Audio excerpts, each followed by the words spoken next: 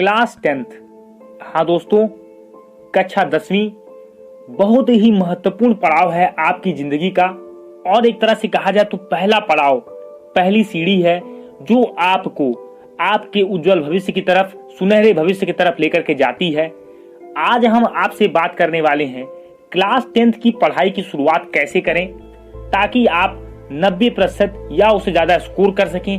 कहने का मतलब है आप अपनी 10वीं में टॉप कर सकें, बहुत अच्छा परिणाम ला सकें और अपने भविष्य को एक नई ऊंचाई पर ले जा सकें, ताकि दोस्तों आपको आगे के लिए एक ऊर्जा प्रदान हो।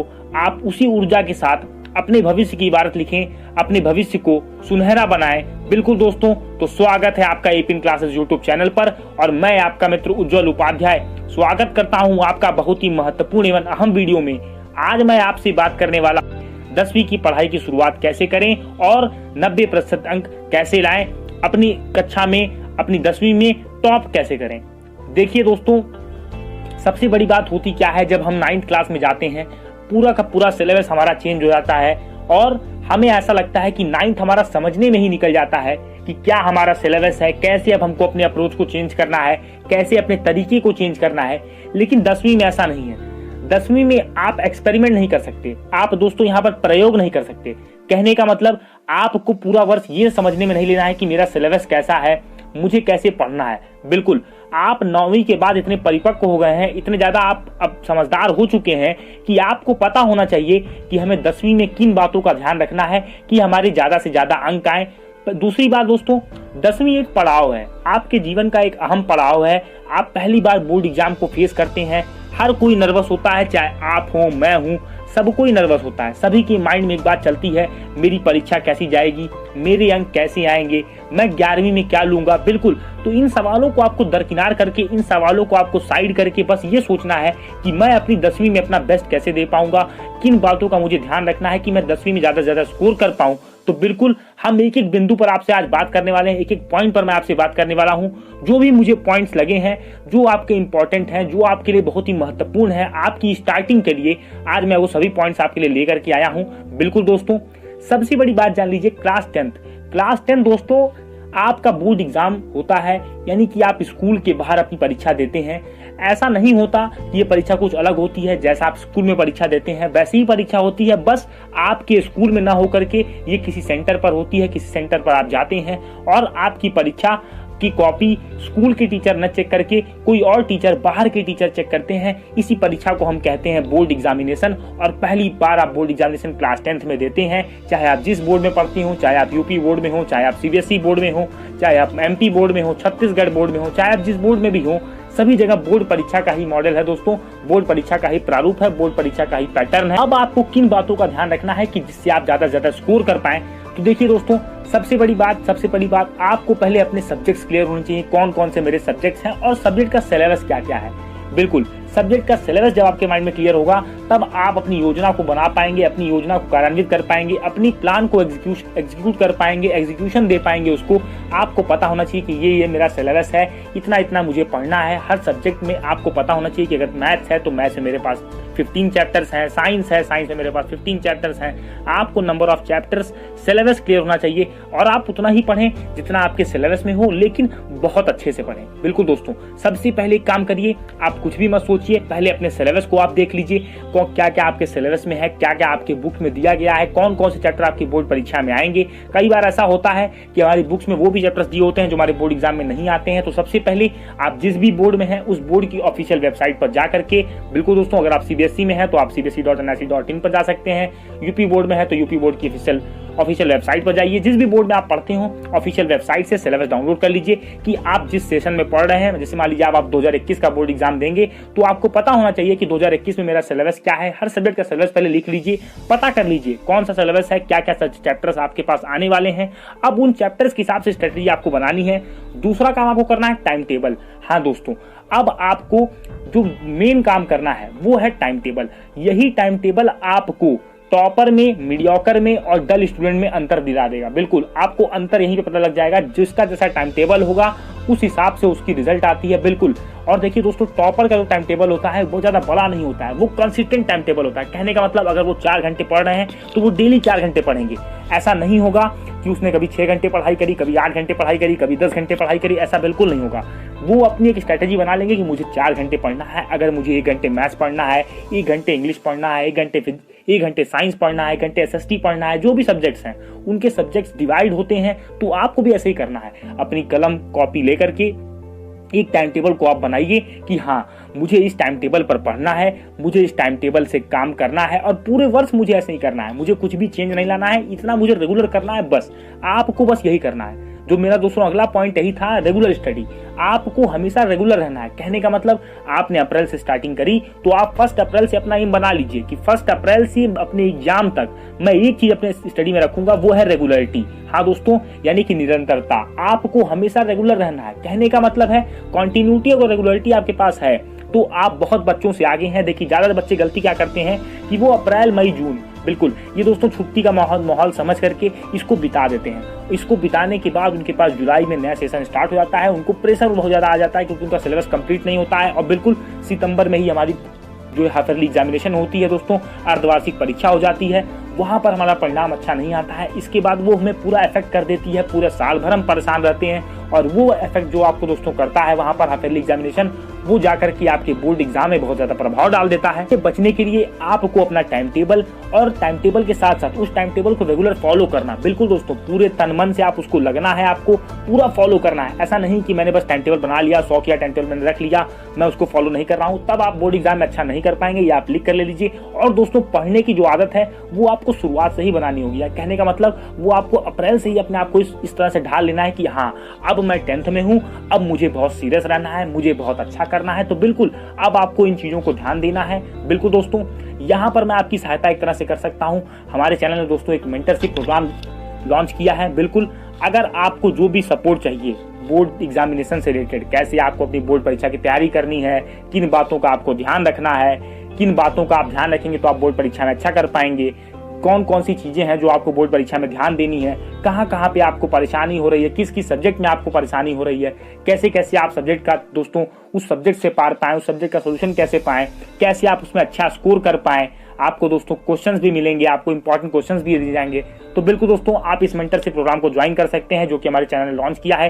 एपीएम क्लासेस द्वारा एक मेंटरशिप प्रोग्राम लॉन्च किया गया है, जिसकी फीस दोस्तों 500 रुपीज है। और ये आपको जो फीस है ये पूरे साल के लिए दी जा रही है।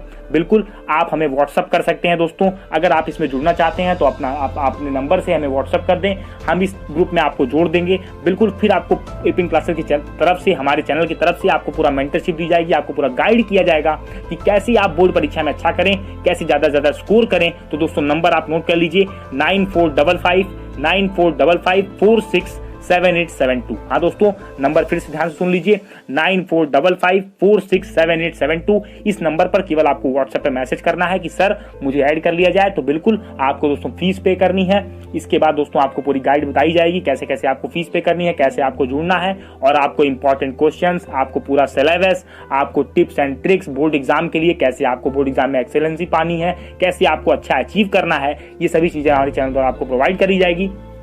बिल्कुल दोस्तों, अगली बात आती है हमारा माइंडसेट। हमारा माइंडसेट दोस्तों ये होना चाहिए कि हमें पता होना चाहिए हमें कितना पढ़ना है, कितना परसेंटेज हमें लाना है। स्टार्टिंग में अपना ये बना लीजिए आप कि मुझे 90% लाना है, 95% लाना है। अब आपने माइंडसेट बना लिया, अब आपको वर्क करना है। दोस्तों आपको माइंडसेट बनाने के लिए मैंने इसलिए कहा हूं कि अगर आपने माइंडसेट बना लिया, अगर आपका माइंडसेट ऊंचा है तो आप अपनी चीजों को बहुत अच्छे से करेंगे, बहुत अच्छे से एग्जीक्यूट करेंगे, बहुत अच्छे से ध्यान देंगे। बिल्कुल दोस्तों, यही आपको करना है। आपका माइंडसेट ही आपको टॉपर से, मीडियम से और डल स्टूडेंट में दोस्तों अंतर पाता है। जो दोस्तों एक टॉपर का माइंडसेट होता है उसका ये होता है कि हाँ मुझे इतने परसेंटेज लाने हैं, मेरा ये गोल फिक्स है तो मैं ये करके दिखाऊंगा। वो आपको करना है दोस्तों। और जो मीडियोकर स्टूडेंट होते हैं वो इधर में भी नहीं होते हैं, उधर में भी नहीं होते हैं, वो 60-70 के बीच में लटक जाते हैं। तो बिल्कुल आपको अपना माइंडसेट बनाना है कि मुझे टॉपर बनना है, मुझे इतना परसेंटेज लाना है। और आपके दिमाग में वो टारगेट हमेशा चलना चाहिए। जब दोस्तों आपके दिमाग में वो टारगेट चलेगा तो आपके अंदर अपने आप रेगुलरिटी आएगी, आपके अंदर अपने आप डिसिप्लिन आएगा। और जब ये दोस्तों आपके पास आएगा तो आप कोई भी एग्जाम ऐसा नहीं है, बोर्ड एग्जाम तो एक पड़ाव है, आप बहुत अच्छे से क्लियर कर पाएंगे। दूसरी बात दोस्तों, बोर्ड एग्जामिनेशन में सबसे बड़ी बात जो होती है, बोर्ड एग्जामिनेशन की जो जर्नी है वो पूरे एक साल की जर्नी है। आपने पूरे साल में क्या किया है, आप पूरे साल में क्या करते हो, उसी का परिणाम आपको बोर्ड की परीक्षा में, बोर्ड के रिजल्ट में दिखता है। बिल्कुल दोस्तों, एक बात जान लीजिए, आप अगर 2 महीने 3 महीने पहले सीरियस हो रहे हो, 4 महीने पहले सीरियस हो रहे हो, तो बिल्कुल दोस्तों आप कर लोगे, ऐसा नहीं है, आप अच्छे नंबर से पास होगे। पर जो आप जितना मेहनत कर पाओगे उस 4 महीनों में, वही आपके बोर्ड एग्जाम में ही आपके रिजल्ट में दिखेगा। बिल्कुल दोस्तों, मेरा ऐसा खुद का मानना है, मेरा ऐसा पर्सनल एक्सपीरियंस भी है, मैंने भी बोर्ड परीक्षा दी हुई है। बिल्कुल दोस्तों, मुझे ऐसा लगता है कि बोर्ड परीक्षा आपका सही मूल्यांकन करती है। कहने का मतलब बोर्ड परीक्षा आपका सही इवैल्यूएशन करती है। आपने कितनी मेहनत करी है, आपने कितना एफर्ट दिया है, आपने कितना टाइम लगाया है, ये सब आपको पता चलता है बोर्ड परीक्षा में। तो मैं इसलिए बार बार कह रहा हूं कि बोर्ड परीक्षा की दोस्तों जर्नी जो है पूरी एक साल की है। कहने का मतलब आपको अप्रैल से लेके आपका जब तक एग्जाम नहीं हो जा रहा है, तब तक आपको कंसिस्टेंट रखना है, रेगुलर रहना है, लगे रहना है और बहुत मेहनत करनी है। इतनी मेहनत करनी है दोस्तों ताकि आपको ये जो आपका रिजल्ट आए, ये जो आपका परिणाम आए, आपको आगे के लिए पुश करे कि आप आगे बहुत अच्छा कर पाओ। और दोस्तों, ये जो बोर्ड एग्जामिनेशन की जर्नी है, ये अपने आप में कमाल की जर्नी है। आपको उसको फील होगा जब आपका रिजल्ट अच्छा आएगा। आप किसी भी टॉपर का इंटरव्यू देखिए तो वो खुद कहेगा कि नहीं, मैंने साल भर रेगुलरिटी फॉलो करी। ऐसा नहीं कि वो मोबाइल छोड़कर हट जाएगा, वो एंटरटेनमेंट के साधनों से हटेगा, ऐसा कुछ भी नहीं है। वो हर चीज करेगा, बस वो क्या करेगा, रेगुलर रहेगा। वो अपने काम को बहुत अच्छे तरीके से रेगुलरिटी के साथ, एक टाइम टेबल के साथ, एक निश्चित रूपरेखा के साथ, एक निश्चित माइंडसेट के साथ उस काम को वो करता रहेगा। तो यही आपको ध्यान देना है। बिल्कुल। अब मैं आपको कुछ हेल्प ऐसी करना चाहूंगा, आपको मैं डिवीजन करके बताऊंगा। जैसे दोस्तों, मैं आपको यहाँ पर 4 पार्ट में डिवाइड करके बता रहा हूं। अप्रैल से जून, जून से अगस्त, सितंबर से दिसंबर और जनवरी से फरवरी।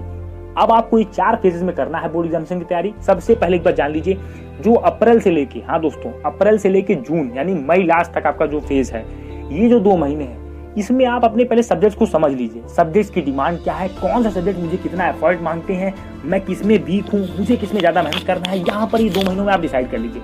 बिल्कुल दोस्तों, आप कुछ दिन पढ़ोगे, 10 दिन 15 दिन आप क्लास करोगे, कोचिंग करोगे, तो आपको पता लग जाएगा कि मैं किस सब्जेक्ट में वीक हूँ। उसके हिसाब से अपने टाइम टेबल को आप सेट करिए। तो इन 2 महीनों में आप अपने आप को एनालाइज कर लीजिए कि मेरा कौन सा सब्जेक्ट वीक है, कौन सा सब्जेक्ट मुझे ज्यादा मेहनत करनी है। अब आपका दोस्तों नेक्स्ट फेज आता है जून से अगस्त वाला, जून जुलाई अगस्त। कहने का मतलब अब आपको इन 3 महीनों में आपका टारगेट बोर्ड एग्जामिनेशन नहीं होना चाहिए। आपका टारगेट होना चाहिए कि जो हाफिजली एग्जाम आप देने वाले हो उसमें मुझे बहुत अच्छा करना है। तो आपको कम से कम, ज्यादा नहीं दोस्तों, मैं ये नहीं कह रहा हूं कि आप पूरे कोर्स को खत्म करिए। आप केवल अपने हाफिजली के कोर्स को इतने अच्छे से खत्म कर लीजिए कि बाद में आपको बोर्ड एग्जाम के लिए सिर्फ उसका रिवीजन करना पड़े, उसको फिर से ना पढ़ना पड़े, उसको इनिशियल से, उसको स्टार्टिंग से शुरू ना करना पड़े। तो यही चीज से आपको बचना है। आपको दोस्तों जून से लेके अगस्त के बीच में आपको अपने हाफिजली एग्जामिनेशन को अपने माइंड में रखना है। आपको वहां पर अच्छा करना है, आपको बस यही सोचकर चलना है। अगला फेज मैं बात करता हूं सितंबर से दिसंबर। दोस्तों, सितंबर से दिसंबर एक क्रिटिकल फेज है किसी भी बोर्ड एग्जामिनेशन की प्रिपरेशन का, किसी भी स्टूडेंट की लाइफ का, किसी भी स्टूडेंट के बोर्ड एग्जामिनेशन के लिए बहुत इंपॉर्टेंट फेज है। कहने का मतलब आप सितंबर से लेकर दिसंबर तक में कोशिश ये करो कि आप पूरा सिलेबस, आपका जो पूरा सिलेबस बोर्ड एग्जामिनेशन में आने वाला है, वो आप कंप्लीट कर डालो। मैं नहीं कह रहा हूँ रिवीजन के लिए, मैं ये नहीं कह रहा हूँ कि आप उसको रिवाइज करो। बिल्कुल दोस्तों, आप उसको खत्म कर दो। मतलब कहने का मतलब जब 31 दिसंबर आए अपने साल का, तो आपका पूरा का पूरा सिलेबस बोर्ड एग्जामिनेशन का पूरा खत्म होना चाहिए। आपके स्तर से आपको ऐसा लगना चाहिए कि हाँ, मैंने कंप्लीट तैयारी अब कर ली है। बिल्कुल। और अब आप सोचोगे सर मैं हाफिजली एग्जाम सितंबर में दे रहा हूं तो मैं कैसे कंप्लीट कर पाऊंगा। तो उसके लिए देखो तरीका है दोस्तों, आप नई चीजों को पढ़ते चलें, पुरानी चीजों को रिवाइज करते चलें। तो उसके लिए आपको क्या करना होगा, अपने टाइम टेबल को फॉलो करना होगा। मान लीजिए अब आपने 4 घंटे का टाइम टेबल बनाया, तो आपको 3 घंटे नई चीजों को पढ़ना है, 1 घंटे पुरानी चीजों को रिवाइज करते हुए चलना है। जो कि दोस्तों, क्योंकि आप पुरानी चीजों को पढ़ चुके हो तो इसलिए आपको ज्यादा प्रॉब्लम होगी नहीं, तो आप बहुत आसानी से अपने सिलेबस को कंप्लीट कर पाओगे। तो यहाँ पर दोस्तों आपको सितंबर से लेकर के दिसंबर के फेज में आपको पूरा कंप्लीट करना है सिलेबस को। इतना होना चाहिए कि जब 31 दिसंबर की डेट आए तो आप अपने नोटबुक में, आप अपने स्ट्रेटेजी वाले कॉपी में ये टिक करो कि हाँ, सिलेबस कंप्लीटेड। तो बिल्कुल I am ready for the board examination. और ऐसा होना चाहिए कि मान लीजिए अगर आपका एग्जामिनेशन 1 जनवरी को ही पड़ जाए या 2 जनवरी को ही पड़ जाए, तो हम पूरी तरह से प्रिपेयर हों कि हम एग्जाम को दे लेंगे। हाँ, आपका बिल्कुल दोस्तों 2 महीने आपके पास फिर बचेंगे, जनवरी से फरवरी, और ये आपके लास्ट फेज है। ये भी बहुत अहम रोल प्ले करता है जनरली आपको 45 डेज मिलेंगे, क्योंकि दोस्तों आपका लगभग 15 फेब से सभी का एग्जाम स्टार्ट हो जाता है। अब पहले मार्च में होता था, लेकिन अब सभी बोर्ड अपने एग्जामिनेशन को जल्दी खत्म कराते हैं, जल्दी आपका रिजल्ट देते हैं, वो भी बहुत अच्छी चीज है। तो आपको लगभग 40 से 45 दिन यहाँ पर मिलेंगे। इस पूरे 40-45 दिन में आपको केवल रिवीजन करना है, नई चीजों को नहीं पढ़ना है। जितना भी आपने पूरा पढ़ लिया, क्योंकि अब आपका सिलेबस कंप्लीट है, तो अब आपने सिलेबस को आपने कंप्लीट कर लिया है, अब आपको रिवीजन फेज में चले जाना है। क्योंकि दोस्तों देखिए 5 से 10 दिन तो आपके प्रैक्टिकल्स में ही चले जाते हैं। अगर आपने प्रैक्टिकल सब्जेक्ट्स लिए हैं तो बिल्कुल आपके पास केवल 30 दिन 35 दिन बचते हैं गिन करके। तो इतने में आप सिलेबस को पूरा कवर नहीं कर सकते, पढ़ नहीं सकते। वो ही तैयार कर सकता है इतने दिन में, इतने कम दिनों में वही अपने सिलेबस को तैयार कर सकता है जिसने पूरी पढ़ाई करी है दिसंबर तक, जिसने पूरी पढ़ाई कर चुकी है, जो पूरा पढ़ाई कर चुका है, जिसने पूरा सिलेबस कंप्लीट किया हुआ है। तो बिल्कुल दोस्तों यहाँ पर ये फेज है जनवरी से फरवरी वाला। इसके बाद अपने एग्जाम के लिए आपको जाना है। जब आपकी तैयारी में कमी नहीं होगी तो आपको डर लगेगा नहीं। डर उसे को लगता है जिसकी तैयारी में कमी होती है, जिसकी तैयारी में दोस्तों कमी रह जाती है, वही उसको डर लगता है। इसके बाद अपने एग्जाम को आप दीजिए, आपका रिजल्ट आपको खुद बता देगा